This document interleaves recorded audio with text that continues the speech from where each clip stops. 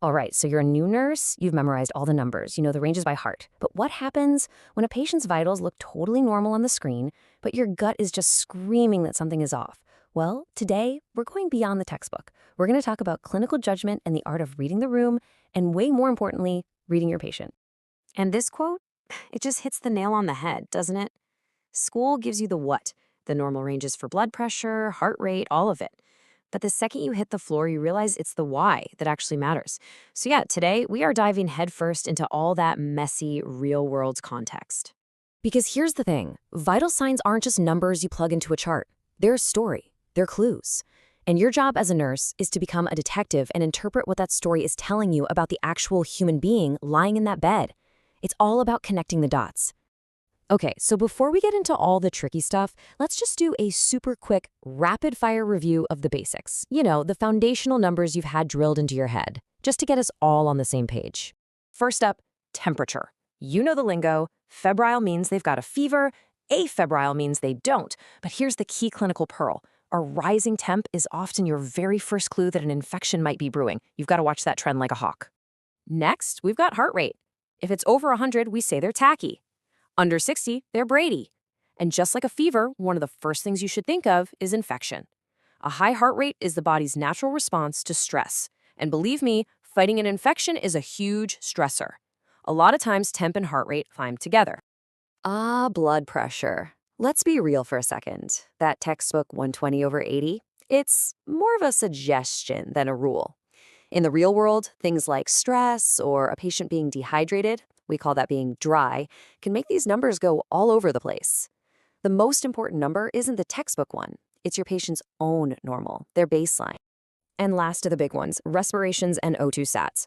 For most healthy adults, you want to see that oxygen saturation above 94%. But what's really unique about respiratory rate, it's the only vital sign that a patient can consciously control. So here's a little pro tip. Always count their breaths when they don't know you're watching, like when you're pretending to take their pulse.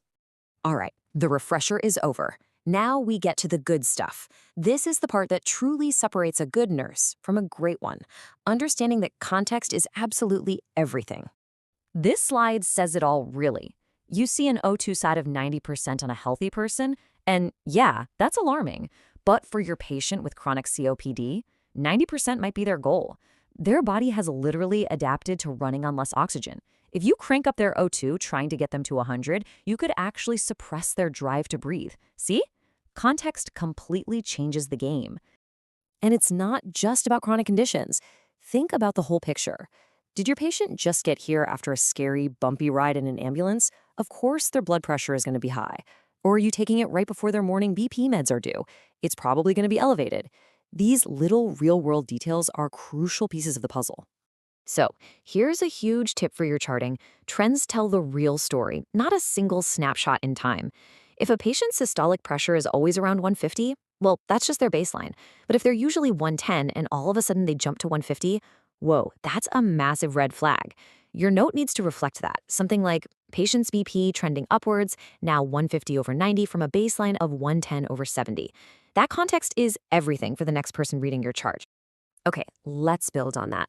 So picture this, you're in a patient's room, you take their blood pressure, and the machine spits out a number that just, it feels wrong, you know? It doesn't match the person you're looking at. What do? So the monitor flashes 85/50. Yikes, that's low. Your first instinct might be to panic a little, to grab the phone and call the doctor.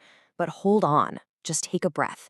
Before you escalate anything, your first job is to troubleshoot. I have a simple rule. Always troubleshoot before you treat. First, just try the other arm. Simple, right? Then check your gear. Is the cuff on correctly? And this is a big one. Is it the right size? A cuff that's too big will give you a falsely low reading, and one that's too small gives you a falsely high one. And finally, check the patient. Just politely ask them to stop talking and try to relax for a moment. You'd be amazed how often these simple steps solve the problem. And all of this leads us to the final and honestly, the most important point of all. After all the technology, all the monitors, all the data, your single most powerful tool is sitting right there in the bed in front of you. Seriously, think about it. It's not the automatic cuff. It's not the fancy cardiac monitor. It's not even the electronic health record. What is the one tool that can take all of that data, put it all together, and actually make sense of it. It's your own eyes and your own clinical judgment. It's so easy to get buried in data, to just stare at the screens. But if you just stop for a second and truly look at your patient, you will learn more than any machine could ever tell you. Do they look comfortable? Are they alert? Is their skin color okay? Are they warm and dry? I'll never forget this one student I was working with. She was getting so flustered because she just could not get a blood pressure reading on her patient. She kept trying, swapping out machines, thinking they were all broken. But when I went in to help, the reason was obvious. The patient was on comfort care and was actively dying. They were in their final hours. They probably had almost no blood pressure left to measure. The machine wasn't broken. It was trying to measure something that was barely there. The student just forgot to look at the patient. And that right there is the ultimate takeaway. Let the technology inform you, absolutely, but never, ever let it replace you. The numbers are just clues. You are the detective. So use the data, but trust your eyes. And always, always look at your patient first. That's how you really read the room.